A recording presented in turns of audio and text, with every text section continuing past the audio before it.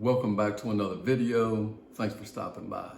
So you found the home you want and now you got to go get a mortgage or a loan for it. So before you get that loan and mortgage, make sure you know about these three things. Number one, make sure you get your payment escrowed. So you're going to owe a certain payment to the bank for your principal and interest, which we've talked about that in another video. You can go back and look at that if you need to. But you're going to owe this payment to the bank. You're also going to owe taxes and insurance. So what escrow does, it allows you to put on your payment whatever those tax and insurance are. So for example, most places it's 1% for your taxes. So if you buy a $300,000 house, you're going to pay about $3,000 per year in taxes. Now for your insurance, that might run you $500 or $1,000 more also a year.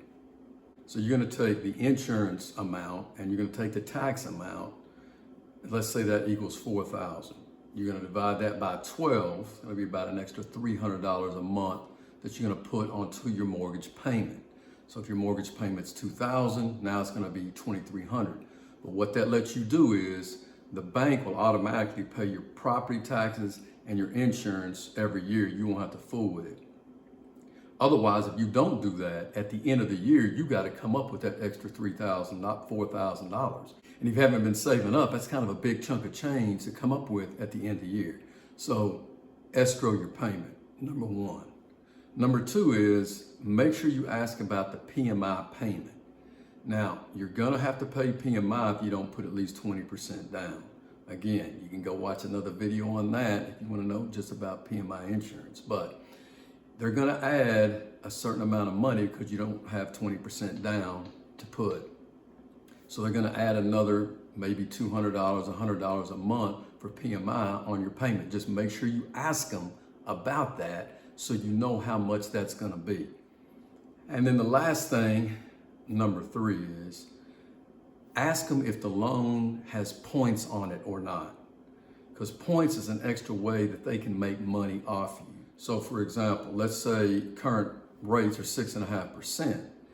And so let's say you get no points with that.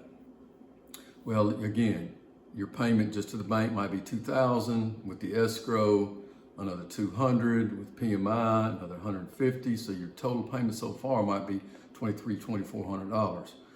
So they might say, well, you know, you can get a rate of 4.5% instead of 6.5%.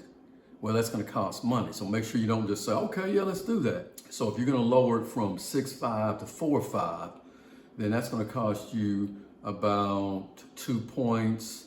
So 2 points.